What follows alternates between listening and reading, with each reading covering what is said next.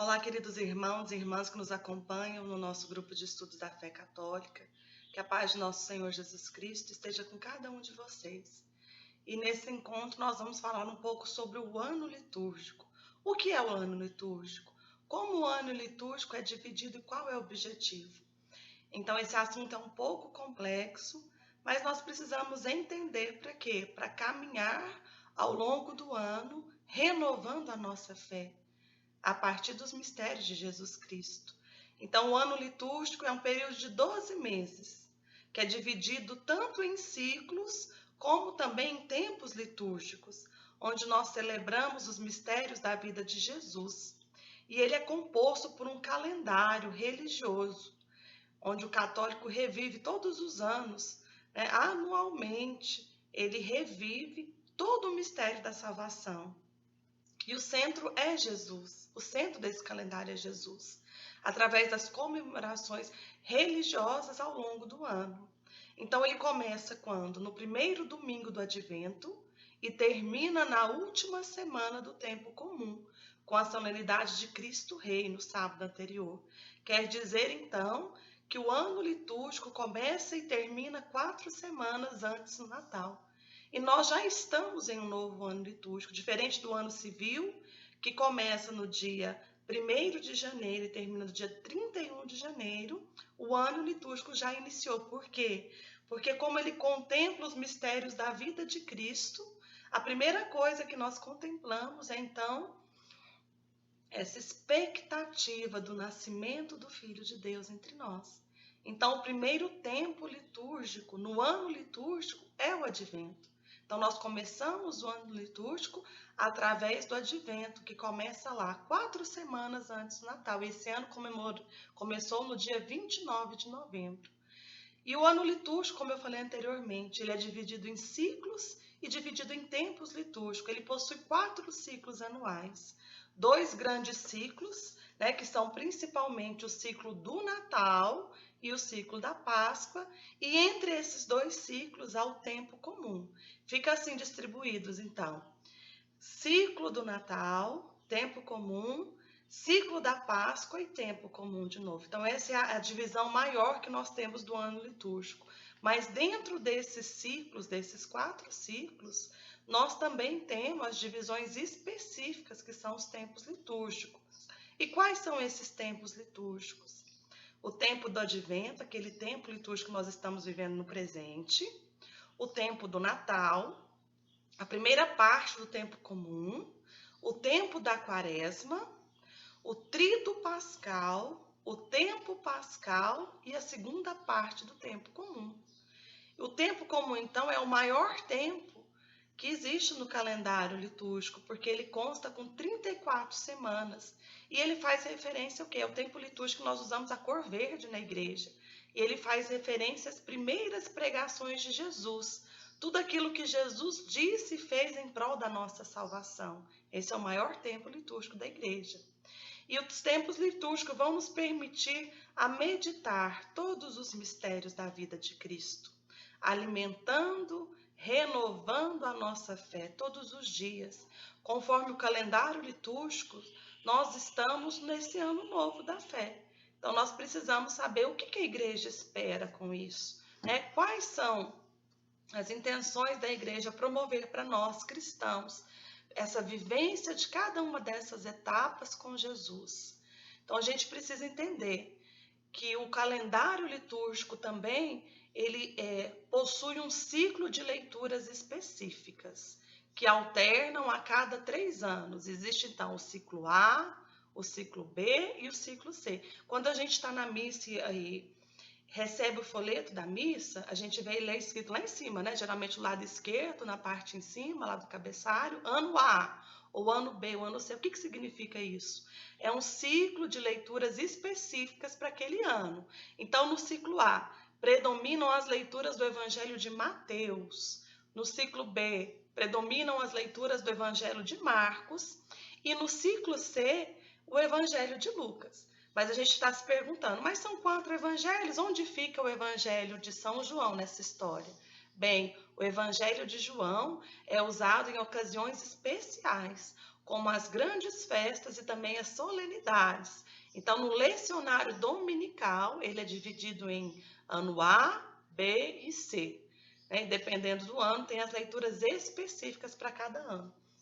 Mas existe também o lecionário semanal, ou seja, as missas que são realizadas de segunda a sábado já respeitam outro critério de leituras. Eles são divididos, então, em par ou ímpar, não são mais em 3 ciclos, como do ciclo dominical. Agora são divididos apenas em par, em ano par e ano ímpar. Toda leitura é tirada do Evangelho, a primeira leitura, e os salmos é então feito dessa forma, desse lecionário da semana, semanal, mas o evangelho respeita sempre o ano, continua respeitando, se é ano A, B ou C. Sendo assim, de 3 em 3 anos, quem acompanha a liturgia diária terá lido praticamente toda a Bíblia, porque durante esses 3 anos, com esses 3 ciclos diferentes de leituras, incluindo os finais, os domingos, solenidades e também os dias da semana, a pessoa vai ter quase lido praticamente toda a Bíblia. Então, é muito interessante que a gente acompanhe, assine aquela liturgia diária para ter em casa, para estar acompanhando essas leituras. Por quê? Porque a gente vai, ao longo do tempo, de 3 anos, ler praticamente toda a Bíblia, se a gente assim o fizer. Durante o ano litúrgico também, há 15 solenidades, 25 festas e 64 memórias obrigatórias. As memórias facultativas são 96, com as leituras opcionais.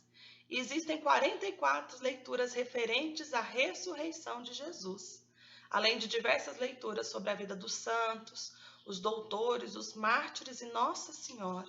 Então, assim, é bem completo o calendário do ano litúrgico. Não abrange só Jesus, que é o centro, claro, mas também o santoral, a vida dos santos, de Nossa Senhora, dos mártires, tudo aquilo que é importante para o crescimento da nossa fé, está lá, faz parte do calendário litúrgico. Como há muitos tempos litúrgicos no nosso calendário romano, hoje, para não ficar muito extenso o nosso encontro, nós vamos falar de 2 tempos principais. Aquele que nós estamos vivendo agora, que é o tempo do Advento, e o próximo tempo, que está aí também às portas, que é o tempo do Natal. Esses 2 tempos importantes, como eu falei antes. Qual será o intuito da igreja para nós, para viver esse tempo do Advento? O que ela nos orienta? Então, o tempo do Advento é o tempo de preparação para a solenidade do Natal, onde nós comemoramos a primeira vinda de Jesus, um menino que nasce no meio do povo, um menino Deus que nasce em Belém através de Maria, e nós também comemoramos essa expectativa da segunda vinda de Jesus no final dos tempos, que é chamada parousia, porque Jesus vai voltar. Ele vai voltar para buscar aqueles que são deles.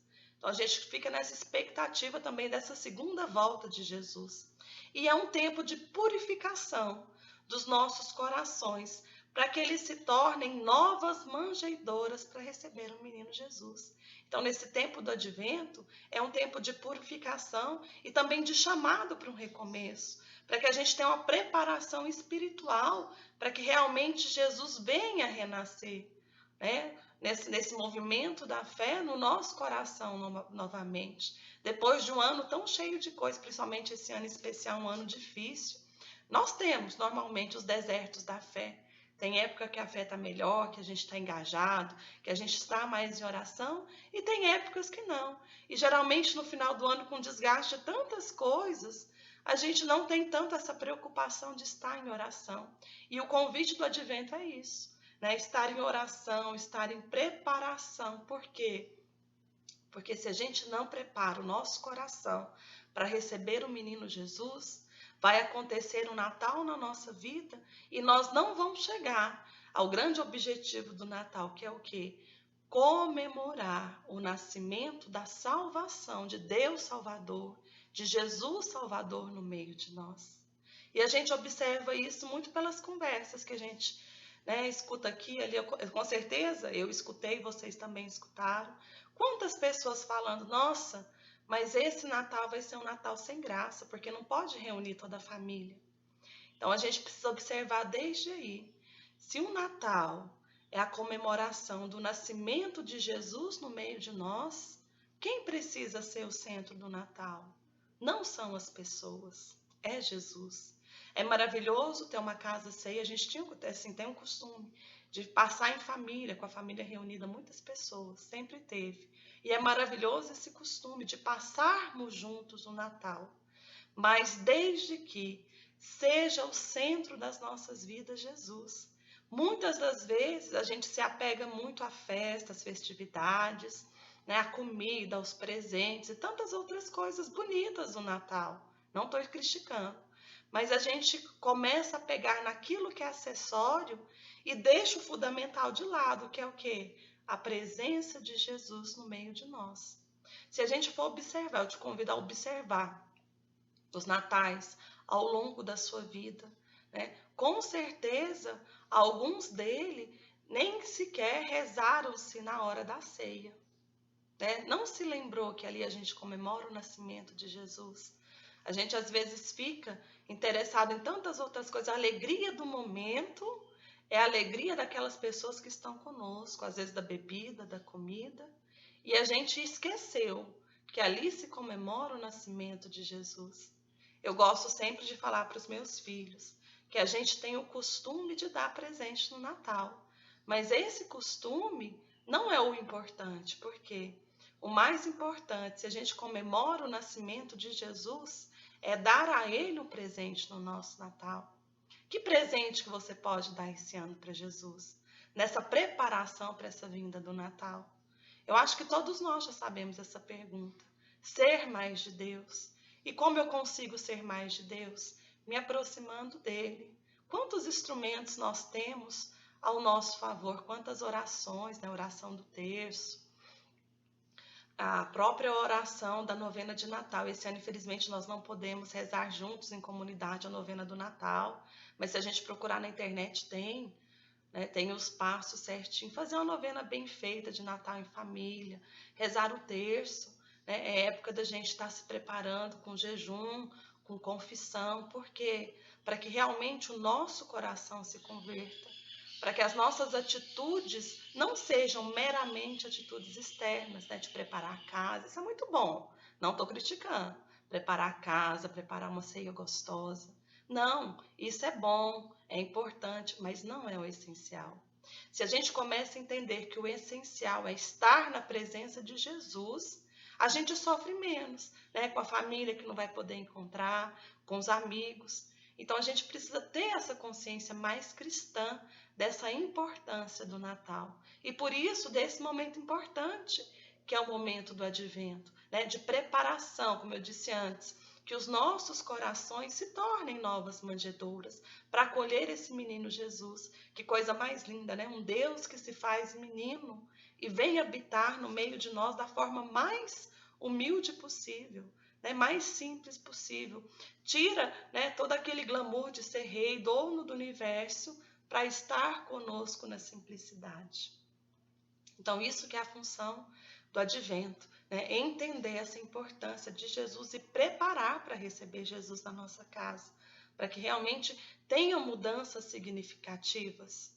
Então, o advento inicia este ano no dia 29 de novembro, ou seja, nós já estamos na terceira semana do advento.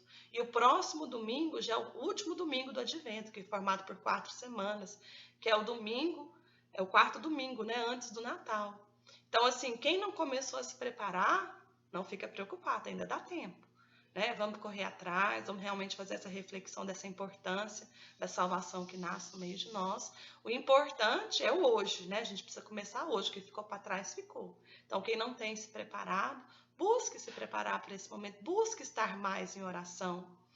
Então, ele é dividido em 2 partes, né? Do início ao dia 16 de dezembro, o advento, né? Todas as leituras da Sagrada Escritura se voltam, então, para a parousia, para essa segunda vinda de Jesus no meio de nós. Na segunda parte do do advento, que começa ali no dia 17 até a tarde do dia 24, a igreja se volta então para a primeira vinda de Jesus, quando Jesus nasceu da Virgem Maria lá em Belém. E os principais personagens que são citados nesse tempo do advento, São o profeta Isaías, né, aquele que mais de 750 anos antes de Jesus nascer, já anunciava a vinda do Messias, do Salvador, do Filho de Deus. São João Batista, que foi aquele que preparou os caminhos para o Senhor, para Jesus, e também de Nossa Senhora, aquela serva fiel que a partir do seu sim trouxe para nós, para a humanidade, a salvação. Então, o que você tem feito em família, né, mais uma vez, para se preparar para o Natal? Será que é o suficiente? Será que dentro de você o Espírito Santo não tem te incomodado para fazer um pouco mais? E eu não falo só, né, espiritualmente falando, mas como é bom nessa época a gente ajudar quem precisa, não só de forma material, mas também rezar pelas pessoas, né, pedir para Deus para que realmente haja um encontro pessoal com Jesus, ajudar, dar bons conselhos.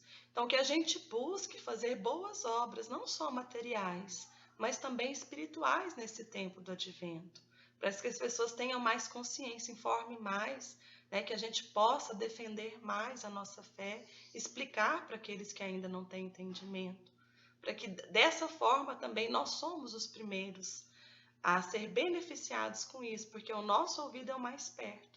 Quanto mais nós falamos de Deus, nós entendemos melhor também do Senhor. Então, são coisas para a gente repensar e para começar, se já não está fazendo, que a gente comece, ainda dá tempo.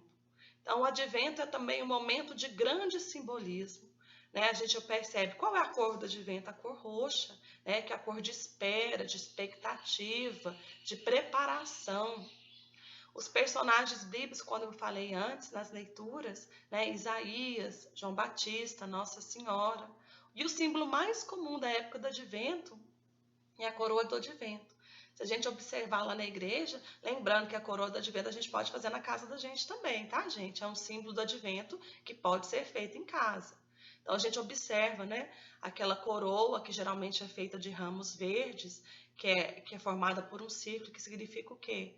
O próprio Deus, né, que é esperança, que é único, que não tem fim, né, nem começo nem fim, que é eterno. E aí então, domingo após domingo, são acesas as velas, cada uma de uma cor que representa algo para nós. Então, cada vela que é acesa, nós observamos que nós estamos caminhando espiritualmente para o Natal, né? Esse período de preparação de 4 semanas, que culmina então no Natal. Então, acende-se primeiro a vela roxa, que é a vela da penitência, de preparação. Em seguida, acende-se a vela verde, que é a vela da esperança, né? Dessa esperança que vai brotar no meio de nós o Salvador. Depois acende-se a vela rosa, a vela da alegria, que está ficando perto o momento que essa salvação virá. E finalmente, então, a vela branca, que é o próprio Jesus. A luz de Deus no mundo, a luz de Deus para cada um de nós, para as nossas vidas, que ilumina o nosso caminhar. E na época do Advento, não se canta o glória, não sei se vocês perceberam, a gente não se canta o glória, né? Porque é uma época de uma alegria, mas uma alegria moderada, contida. Por quê? Porque a gente espera nessa expectativa dessa alegria maior, onde então voltaremos a cantar no glória, na celebração do Natal. E existe também, nesse tempo do Advento, né, eu já falei lá quando eu falei sobre Maria em outro encontro, uma solenidade muito importante, que é da Imaculada Conceição, que é preceito, que aconteceu no dia 8 de dezembro. Né? Nós somos convidados a participar da Santa Missa. Então, no tempo do Advento, todo dia 8 de dezembro, acontece a solenidade da Imaculada Conceição, que é preceito nas nossas vidas. E o tempo do Natal? O tempo do Natal, depois da Páscoa, é a comemoração mais memorável da nossa igreja.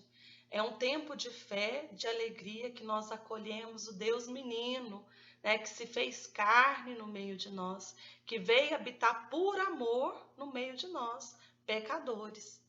E o tempo do Natal vai das vésperas do dia 24 de dezembro à noite, até o domingo do batismo de Jesus. Esse é a duração do tempo do Natal.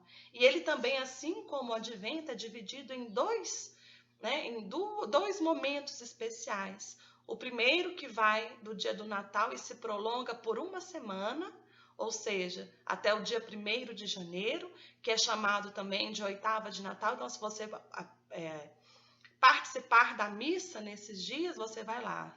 Missa de 8ª de Natal. A gente observa, né, no folheto, ou é anunciado pelo comentarista. Então, esse é o primeiro momento do tempo do Natal.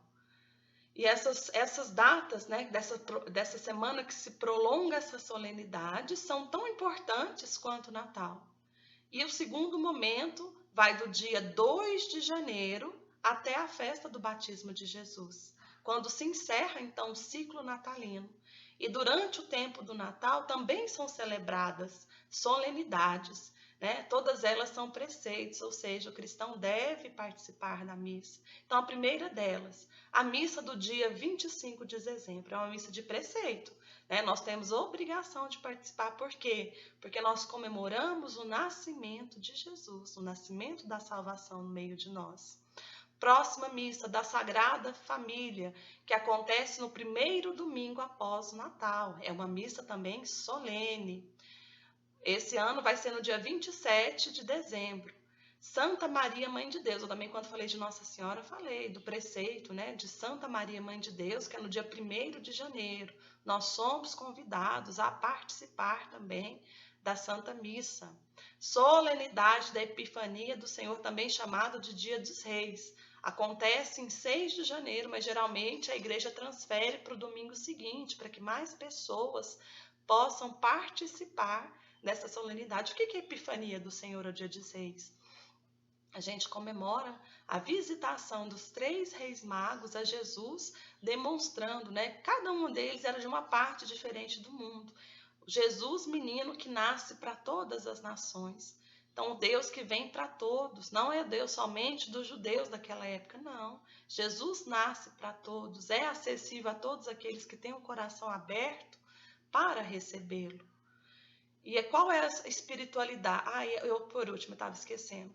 A última solenidade, então, desse tempo pascal é a festa do batismo dos Jesus, né? No domingo a posterior à Epifania. Então, no domingo seguinte à Epifania, manifestação do Senhor, nós temos a festa do batismo de Jesus. E aí termina o ciclo do Natal, com essa festa do batismo de Jesus. E qual é a espiritualidade do Natal? Essa alegria, né? Essa certeza do cumprimento da promessa de Deus aos seus filhos, de que o Messias viria. Então, Jesus nasce, cumpre a promessa desse Deus no meio de nós, que vem trazer para nós a salvação.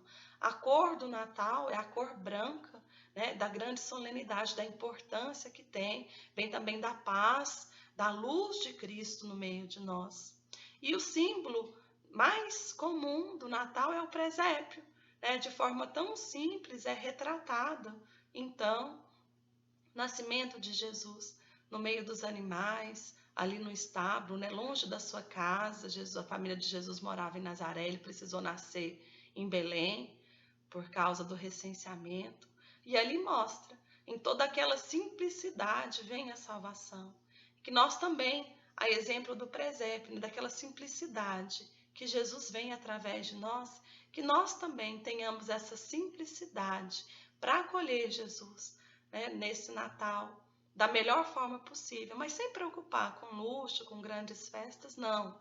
Que a gente se preocupe mais com o nosso coração, que nós nos preocupemos mais em estar com uma família diante de Deus, né? Nos preocupemos mais em ser servos e servas fiéis do Senhor, para que realmente a gente possa viver conforme aquilo que a igreja nos propõe, né? Uma preparação bem feita nesse final de advento, um coração preparado também para receber Jesus, né? Que seja cheio do fogo do Espírito Santo, que realmente a nossa fé seja renovada, seja transfigurada, que a alegria desse nascimento possa realmente ir no mais fundo do nosso coração, para que a gente continue ao longo desse ano a caminhar em todos os outros mistérios da vida de Jesus.